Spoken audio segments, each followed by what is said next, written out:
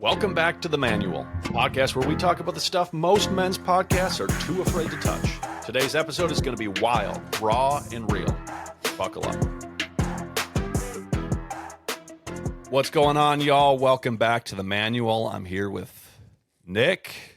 Hey. And we're going to launch a little series today on the concept, principle, idea, and ultimately the book by Dr. Robert Glover, No More Mr. Nice Guy. Nick, this is an idea or a framework for masculine initiation, masculine development, men in general that you've been interested in for a while. And I'm curious, why has it resonated so deeply with you?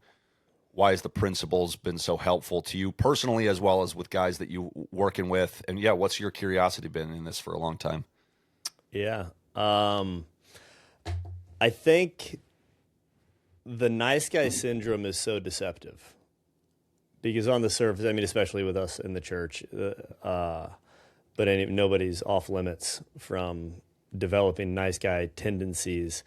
But on the surface, on paper, it can look like the guy is virtuous, or he's being, as John Paul II would say, the gift of self to everyone in his world. He's giving of his time. He's giving of his financial resources. He says yes to serving. The list could go on and on. The problem is he doesn't know how to say no. And unless you can say no and have some sort of governance or self-mastery, then you really can't give an honest, full yes. Somewhere in Corinthians, maybe 1 Corinthians 9, Paul says, he who sows sparingly must reap sparingly, and he who sows bountifully will reap bountifully. Each one must do as he has made up his mind, not reluctantly or under compulsion, for God loves a cheerful giver. You can only be a cheerful giver and give without resentment and bitterness and compulsion, as Paul says, unless you have stewardship of your own life. Does it make sense? So ultimately, when guys first hear this thought of, wait, is being nice a problem? We hear all these mandates to be a gift and to serve and to say yes and to give my life away. What's wrong with that? Well, the problem is you don't know how to say no. So then we breed these codependencies, and it leads to a life of bitterness and resentment. And we can talk about, Dr. Robert Glover talks about covert contracts, and basically, if I do this for you, then you're going to do this for me. And it's all unspoken and under the surface. And so a guy is just bitter and resentful and expects things in return, but he just keeps giving his life away, but in an unvirtuous way. Yeah. There's this story that's coming to mind of that I heard yesterday. A dad's uncle who lived a very quiet, just sort of ordinary life. And he died pretty young and left young children behind. And at his funeral, this story emerged. He was a janitor at a local hospital and just like woke up he worked the night shift. So he'd be with his kids during the day, and then he'd go work the night shift as a janitor and come home early in the morning, sleep for a while, get up, be with his kids again, do it all over again. And so from the outside looking in, he looked like he lived this kind of like mundane, boring, ordinary life. Well, it emerged at his funeral, like this informal funeral service that they had, like memorial service at the hospital. These two homeless guys showed up. And every day on his way to the hospital, this guy had stopped under a bridge to drop off food to these two homeless guys that lived under this bridge and taken their laundry from them, brought it home with him, done their laundry, dropped it back off to them the next day when he went to pick him to go back to work, and dropped off more food. And he did this every single day, and not even his wife knew about it. Really? That it just was like became a part of his rhythm. And why it strikes me is like the principle that was being talked about yesterday is living a life of hiddenness. That's like a virtue of the Christian life that we've largely lost or has been de-emphasized in a world of social media and notoriety and all the rest, that not nearly enough of the Christian life is hidden from the world. But what strikes me about that is not that he kept it hidden from others as much as he didn't feel the need to go out and save the world, like go serve at homeless shelters. And I'm sure he probably had plenty of opportunities through his church to do X, Y, and Z. And he just Mm-hmm. played his role and was principled and disciplined about, like, this is where I feel called to serve, and It's being really good. resolute about that and measured and boundaried with that. And I'm sure if we pick that apart, there are deficiencies and communication issues and all sorts of things that could have been improved. But I think the story just popped into my head, both because of recency of hearing it yesterday, as Yeah. well as like that kind of disciplined commitment to serving and going out of your way to serve the poor in this example, but not feeling the need to serve the poor every which way that's ever asked of you, as it, or every beggar that is on the street that needs Right. money, that well, I got to do it because that's who I am. Right. But it's like these, and he developed a relationship when he got to know these guys' story on a really deep level. And so there's just kind of this like depth and connection and relationship with these two guys that seems insignificant, Yep. but then spoke very loudly in the context of his funeral and the story of his life, and became Wow. inseparable with how people knew Bobby as a result of That's this huge. this reality. I'm curious, how would you define what Mr. Nice Guy syndrome is? And I'd like to read the written statement of it and have you add to it if you're okay with Sure. that. So the definition that I have here in front of me is that the nice guy syndrome is men who try to gain approval, avoid conflict, and suppress needs, thinking this will get them love and success, but often ending up resentful and unfulfilled. Men who try to gain approval, avoid conflict, and suppress needs, thinking this will get them love and success, but often ending up resentful and unfulfilled. Add more to that, or what would you Yeah. clarify that would help sort of draw out and help us see ourselves more clearly? Am I operating in nice guy syndrome? Yeah. Remember one of the first 12-step meetings I went to, this guy said, I don't have an alcohol problem. I have an approval problem, or an addiction to approval. I'm addicted to people's approval. So one first point there you said is men who try to gain approval. It's an identity piece too, and so if we don't have a deep understanding of who we are, and it comes from self mastery and self control and deep character, we will try to gain approval in all sorts of ways, even through service. And then we let the expectations, perceived or real, from others affect us, and we don't have any boundaries. We lose all sense of boundaries, or as we say in phase 3 of our work, nuts, our non-negotiable, unalterable terms. And it's really important to hold on to your nuts.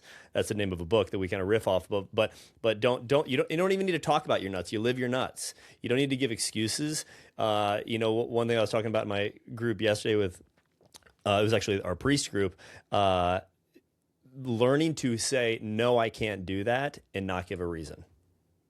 Really important, So one trying to gain approval, and then avoid conflict. The nice guy really struggles with conflict because, again, it's approval seeking. He interprets conflict, tension, differing of opinions as if he's not approved of. And then he suppresses his needs. So what does this lead to? This leads to what I mentioned earlier. There are these covert contracts. Covert meaning he's not often even aware of them. He doesn't often even know that he has these. They're unspoken. Basically, if I do X, then you're going to give me Y. But he rarely actually says it out loud. So they're unspoken. You never tell the other person what you expect. They're unconscious. Right? They don't even realize that they're making the deal. They're manipulative. They're manipulative. We're trying to control outcomes without being direct, and then this just builds up resentment. So basically, there's general kind of these contracts of basically, if I get all of your needs met without without you having to ever ask for them, you're going to get all my needs met without me ever having to ask for them. And so a couple of problems there. One, I never learn how to ask for what I want or what I need. And again, oh my gosh, so many of our Christian clients, they kind of bypass this. Well, it doesn't matter what you want. It's actually dying to your desires and wants. Okay, well, first, in order to die to your desires and want, which is like a far along in the spiritual life, you need to actually know what you want. And again, this leads to that it often ending up in resentment and being resentful and unfulfilled. I think I shared this story in a previous podcast, but I was putting together our whole house filtration system. And I was going to have an hour and a half at night to do it because the kids were going to have catechesis of the Good Shepherd. And I went upstairs because I wanted to go to Home Depot real quick and come back. And I go upstairs and the kids are all up there. I'm like, they're not supposed to be here. I thought they were at catechesis. And Teresa's making dinner and dinner's like almost done. And I go up there and I kind of freeze. And she's like, what's going on? I'm like, we're having dinner here soon. She goes, yeah, catechesis was canceled. And she looks at me and she sees me fall because we have this dialogue. It's really important if you're going to break free from the nice guy syndrome to make sure those that are close to you know you're trying to do it, because they're going to be sometimes thrown off by your behavior because they're used to you people pleasing. They're used to you saying yes. They're used to you having no boundaries. They're used to you just giving away without cost or without even counting the cost. And so she looks at me and she says, say what you need. And I said, I really could benefit from going to Home Depot right now. She goes, great, go do it. And if I didn't do that, I would just fall on my own sword. I'd be resentful. I'd suppress my need or even want. And again, I think it's even helpful to say we suppress what we want too. Let's at least practice the skill of vocalizing my preference, what I want. And again, we avoid doing that to avoid any sort of quote conflict, which a lot of times leads to various addictions. Because again, we've said over and over that any addiction is an illegitimate way to fill a legitimate need. Yep. And if we don't tap into those needs and even wants and desires, we're going to fill them in all sorts of other illegitimate ways. Yeah, the traits of the nice guy, just to reiterate them, you called some of these out just a minute ago, but seeks approval from others, avoids conflict at all costs, suppresses feelings, desires, and mistakes, gives to get hidden contracts, feels resentful when sacrifices aren't reciprocated, struggles with boundaries, appears good on the outside, but often feels frustrated or disconnected on the inside. I'm going to, a memory was coming to mind as you were sharing all that, Nick, about somebody who does not operate with Mr. Nice Guy syndrome. And that's our mutual friend, one of my good buddies from college, Brother Austin. We lived together in college our senior year, and every night the rest of us buffoons would be staying up way too late and getting way too little sleep. And every night around 9:30, he would stand up in the middle of whatever we were doing and walk to bed. It just was automatic every night. Oh, my time to go to bed. He didn't need somebody else to approve, to start the process, to give him any permission to do it. It was like in the middle of a card game. Hey, last hand. I'm going to bed after this. No, come on, dude. You got to stay up. Nope, I'm going to bed. And I'm sure you guys came after him. Oh, absolutely. I mean, it's not every single time, but there were. I remember the conflicting feelings of like I should follow. I should use this opportunity to go to sleep, but I also wish he'd stay here so I didn't feel this way. Right. And really kind of like playing in that ambiguity. And he just was so principled about, I know when I want to wake up and the things that I need to get done in the morning, that means I know when to go to sleep at night. And he didn't care what other people thought, not in an insensitive way. Right. But it's almost, it really was true leadership. It was like, you guys can be as upset in this moment as you want. You could all say all the ridiculous, sarcastic things you want in this moment. And he heard them all. Yeah. I'm still going to bed. And it had I don't know about the other guys we lived with, but my assumption is that it has a measurable effect on all of us. Because even though in the moment we felt like, dude, we were just hanging out together. Where are you going? Like, you're kind of leaving us all here to figure out what to do next. We all noticed, oh, he's committed to a process of living that actually we admire and we wish we held to the similar standard in our own life. And so, and again, I think that's what often, and he communicated about it. It wasn't sort of like an insensitive, like, screw you guys, I'm going home. Like Yeah. there was a real, like, hey, I'm going to go to bed in 15 minutes. Hey, I'm going to bed after this next hand, or hey, after this episode ends, I'm going to go to sleep. Like, he was really good at communicating about it, but there was no willingness to shift the line. And again, he didn't explain himself. It was like, it didn't have to be, well, I got to get up in the morning for this, that, and the other. No, it was like, I go to bed at 9:30. I'm choosing to go to bed. Right. That's it. You Yeah. can say whatever you want after this. I'm still going to bed. Yeah. So that stands out to me as a story of like someone who had principle, was what operated in charity. I mean, both of you and I know him, one of the most giving, selfless people you'll meet. Yep. Incredibly talented, incredibly deep heart. But all of that comes from this place of having boundaries and clear communication around this. Is like, this is how I operate so that I can give things away, so that I have things in my possession in order to be able to give away. Yep. Right. Yep. Which is certainly a prerequisite. Two things that stand out from as you're describing, it sounds like deficiencies of a guy with Mr. Nice Guy syndrome are principally in boundaries and in communication. That underdeveloped or is unclear about where boundaries need to and might even not even know what a boundary is. He doesn't. If you said, "Hey, give me a boundary that you have," he might not be able to come up with one because he doesn't know what that concept actually looks like to practically apply. Maybe he has a few, but in other areas, in relationships or particular relationships, there just aren't any. So that being one, and then the other one in communication, to, like you said, to vocalize that there's this, and I think both of you and I have experienced this in our own life, and certainly working with other guys, this kind of what feels like insurmountable resistance that comes up out of nowhere, just getting words out of your mouth, and like your brain can't put language together and compute what am I trying to say, and it becomes a real, I think. And I don't know if this is a case for every guy that struggles with communication, but guys that do struggle in this particular way, it becomes a real weakness to being able to vocalize what they need, because it sort of becomes a state of fight or flight, or like you described in your experience, like this freeze state, where trying to answer the question, what do you need? It feels difficult to describe what you just ate for dinner 5 minutes ago, let alone try to like come up with some new idea.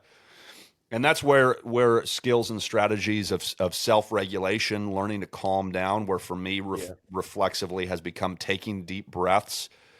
Why does that help? Well, it starts to turn off my amygdala, turn on my thinking brain, turns on the language parts of my brain, memory parts of my brain to start thinking more, versus being so reactive and being in a state of self-protection, even though when I logically know there's nothing I need to protect from. I'm curious if you have any thoughts, or if there's anything sort of predictive about how a guy gets here. Is it a family of origin thing? Is it a peer group thing? Is there common denominators of how a guy develops nice guy syndrome? Is it, I mean, you talked about guys in the church. Is it a cultural thing of like, this is how you're expected to operate? Don't operate this way and you will be fined or punished in some measurable way to get you to fall in line with nice guy syndrome. Why do you think this, why do you think so many guys today are struggling with this way of operating? Yeah. I think I'll kind of try to simplify it. There's a few things going on. One is, so it's a generational thing that's been happening. So we have, the quote, toxic masculinity language out there. So there's a lot of people that have written about, boys and men, and just like you have to shut down the quote toxic parts of your masculinity.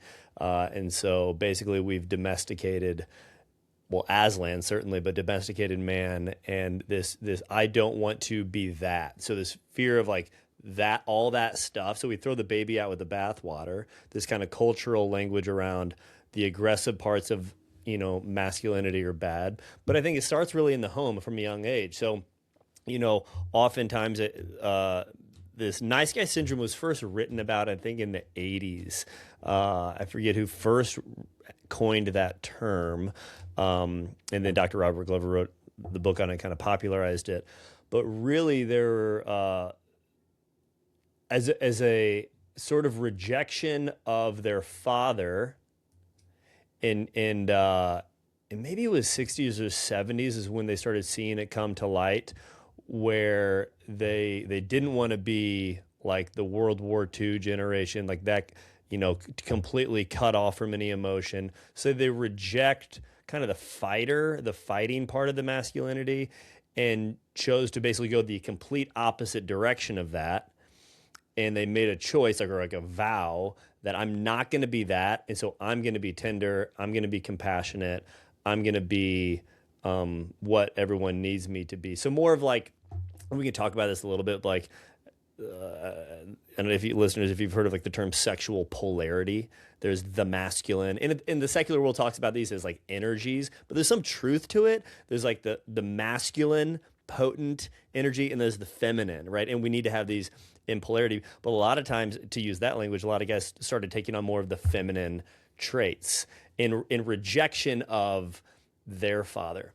And then what happens there's a cause and effect, but then now they're kind of the nice guy, and then their sons end up seeing their fathers as the nice guy, and they kind of take on those similar traits, or their son can turn into kind of a macho jerk in rejection of that. But underneath all of it, there's like two ends of the spectrum: the nice guy and the macho jerk. They all both have similar kind of problems underneath the surface. Yeah. So does that make sense? Kind of what I'm saying. I'm kind of I don't know if I've put Yeah, language to it. I mean, you're laying out the historical, like, how have we gotten to where we are today? Yeah. What I heard you say is 2 generations ago, our grandparents' generation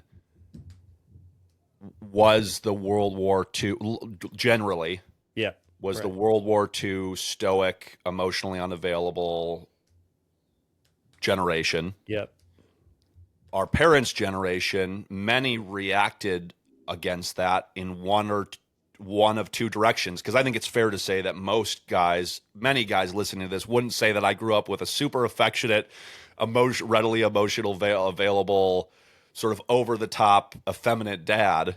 Right. So that might not resonate, but there's still some sort of measurable extremism, if you will, on that polarity you described that occurred. That generation struggled to find integration between those 2 poles. And then in our generation, that depending on what you grew up with, either a mirror image of your father's father or the opposite of your Right. father's father, there's a reaction to that Yeah. in terms of trying to find what true masculinity looks like for you. Just to add to that, I mean, I certainly think that so much has been talked about the school system really not being a place where Right. boys can become men or boys can even be boys, and the challenges that exist there. So certainly it seems like everybody likes to use the word systemic, that there's something happening here that is promoting this way of operating as if you want to fit into the broader culture, you must operate like blank. And those things are largely consistent or congruent with, and I don't think anyone in the family system if you read them that list I read earlier in a school system, would say like, yes, we want men that are like blank, blank, avoidant, don't communicate, etc. But that something is happening in there in the sort of sit down and shut up, be orderly, Right. don't be rowdy, don't get dirty, don't make a Totally. mess, clean up after yourself, stop fighting, Right. etc. environment that becomes the norm. That's at least the hypothesis that I'm hearing from you, and then Totally. obviously I'm adding my own bent on it at the end. So a guy grows up and is then, in my experience, then you kind of like get into your college years and young adult years, and you're starting to figure out like, who am I? Who do I want to be? Which really feels like, in some ways, where like reality starts. And then we could talk about delayed adolescence. Like, I really never have to answer any questions on my own and for myself before that, because I live in this protective environment, which I think is also part of this. Is like, I never really had to risk in a significant way before 19 years old, and even more likely 21, that I could operate safely in reality as the nice guy without any real ramifications Right. until that point. And then relationships don't work. And I'm having Right. communication problems with actual relationships, and I can't function at work and communicate and operate and be effective. And then all of a sudden it's like getting hit by this tidal wave, spun upside down. Now, to what do I do about it? And that's just, that's the reality of the cost of staying stuck in nice guy syndrome, is strained relationships, Yep. particularly marriages. You don't know how to communicate what you need or want, and you Yep. don't know how to receive and serve the other person without that sort of either sense of Yep. entitlement or resentment Yeah. And there's towards no like, always. we said sexual polarity. There's no tension there. There's no like sexual tension, which is really good because he's not operating in his like deep masculine virile, here's what I want, I'm going to pursue, I'm going to lead, I'm going after this, and the chemistry just Yeah. leaves. Yeah. Yeah. And so there's this experienced lack of passion and direction in your Yep. work, Yep. in your daily life, your activities, as well as in your relationships. This is certainly, I mean, we talk so much with guys about dopamine and the role dopamine plays to driving you towards and experiencing passion and direction. I mean, if you experience addictions in any form or craving in any form in your life, that will also sap passion and direction in your life. And so to be Yep. able to find that again requires not just dismantling the no more Mr. Nice Guy framework or principles, but also learning to live in reality, embrace reality as the thing that will reward you if you allow it to, and not need to escape. Low self-respect, that you're not operating as a principled man. You said this earlier, Nick, but kind of like talking about some of the descriptors. And then I started to imagine, like, who is the archetypal man in my mind? And I thought of guys like Sean Ryan from the Sean Ryan podcast, like Navy SEALs, kind of like the classic guys that many would think about. But then, whether it be a saint or a religious figure, pastor, priest, etc., that start to come to my mind, they're all kind of badass, convicted, like don't mess with them kind of personalities. Yeah. And But not everybody also, likes him. like, I would really love to be close to that man, because I think Right. he would be gentle and fatherly and a phenomenal Totally. mentor, and see me and Totally. steward me well if I put Yep. myself under his leadership. Yep. So there isn't that sort of like, it's like the army general without the classic ideas of the army general being Right. like a taskmaster commander, Totally. beat the crap out of you, don't give a rip, try to Yep. break you. That there's this sort of like strength that's offered as Yep. protection, as well as this a capacity to Yep. be connected and to communicate clearly, so that you are sort of developed into a similar Right. embodiment of like, I'll show you the way to get Right. here kind of a thing. Yep. Where they're accessible, they're like lofty because they live in such discipline and Yep. commitment, and in some ways rigidity, that they you don't have the ability to flex them around or push them around, but they also have the sort of connection capacity to connect and communicate and get in, into stuff with you that helps you come up to their level over time Yep. in that kind of relationship. Yep. Yeah. And So another guy to throw yeah, go somebody ahead. else's name in there, Charlie Kirk. Not a nice guy in our context, right? Yeah. He's kind. He's certainly nice. But for our conversation here, he was a guy that he was unafraid of conflict.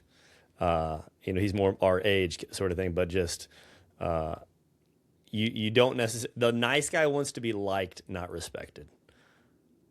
Charlie Kirk, I don't care if you like me. Like Yeah. that sort of stuff deep within the nice guy. He wants to have that, but he's Yeah. also kind of like bitter of that guy too because he Yeah. doesn't have it. Yep. What do you think, just to offer some takeaways, what's the solution? If I'm sitting here right now and I'm saying I am totally the Mr. Nice Guy, Mm-hmm. I'm totally operating nice guy syndrome. Yeah. What Yeah. direction do you give me? We're going to talk more about this in the coming weeks to go Yeah. deeper on these ideas, but what would you give me as an initial framework to start making progress? Maybe it's just one thing or one area of my life where I could do one thing in that context to be able to help start to not operate this, especially when it rears its head. Yeah, I think human behavior is really interesting. What we do is interesting and what we say is interesting, but why do we do what we do and why do we say what we say? So one, the nice guy is the biggest self-deceiver, so this can be hard. Like I had a client read a book recently because I'm like, this guy is nice guy syndrome all over him, and he is still not seeing it. His nice as he's going through the book, but one, just trying to become aware, notice any approval-seeking behaviors. Try to become aware if you're ever saying no. Are you never saying no?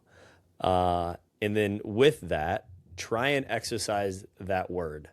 Learn the power of no. You all probably heard that no is a full sentence. Practice saying no and become aware of any tension that kind of rises within you, and then welcome it, feel it, and welcome it. And then boundaries. Yeah, I mean, that goes with practicing saying no. Just learn to have boundaries. Practice the Brother Austin routine of, I'm going to leave now. I'm done. Kind of going against the crowd. It's really hard for the nice guy to go against the crowd at all. And then just be honest. Learn to articulate what you want. What do you want?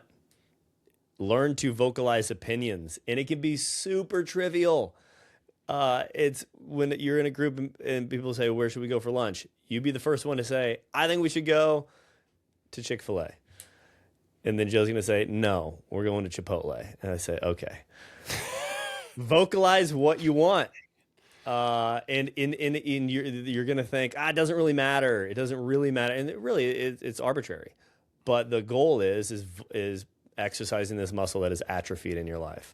And then really taking ownership and responsibility. Stop blaming others. Stop playing victim and just own your choices. And you don't need to over explain or over apologize for it. We're going to be breaking up in a lot of this over the coming weeks of how to break free from the nice guy syndrome and give you guys some tools and exercises to do that. But I think starting there with saying no and having a boundary and then vocalizing, expressing desires would be a great start.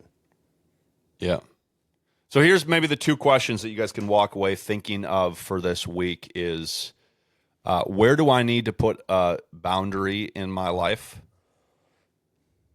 What do I want?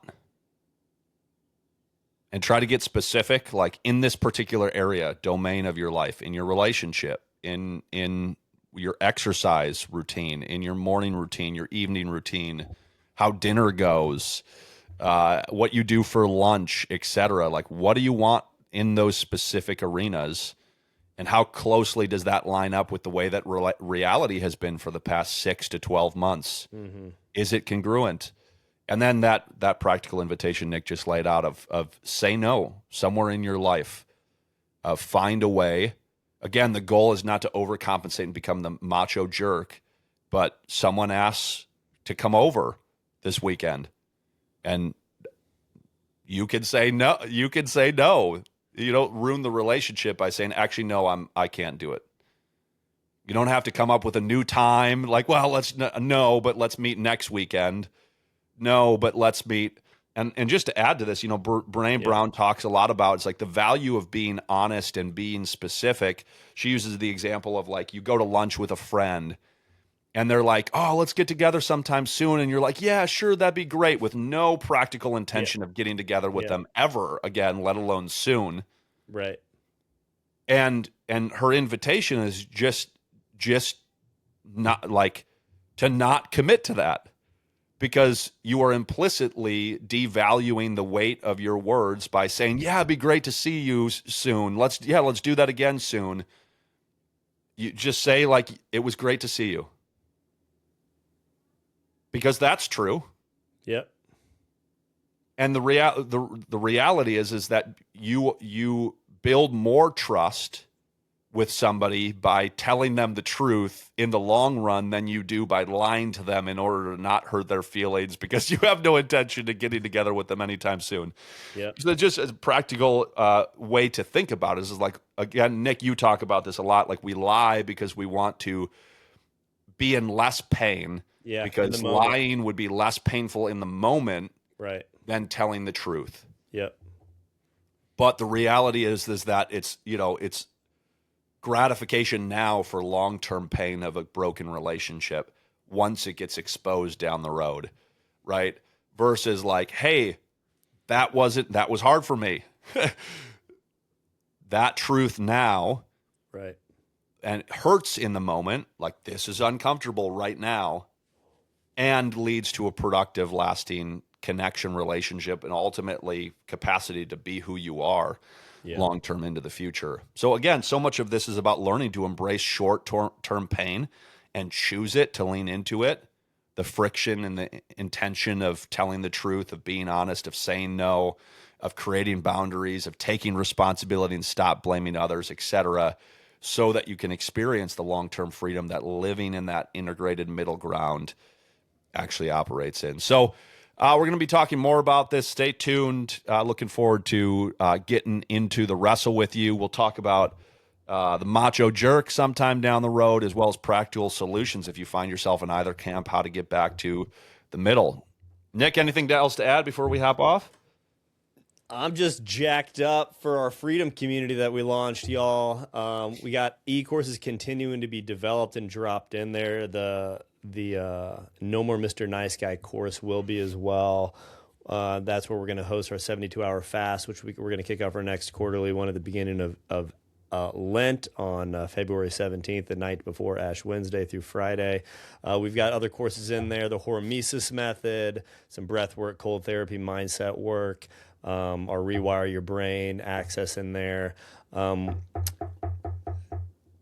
other things as well, but we got our quarterly call with experts. So our next one is with Dr. Bob Schutz in March, basically coming into the exclusive community. So we'll hopefully drop a link in the description with how to access that, or even DM us, reach out to us if you have more information. And we're always launching new groups. If you're looking to get free from the craving to porn, we'd love to hop on a call with you, see if it could be a good fit.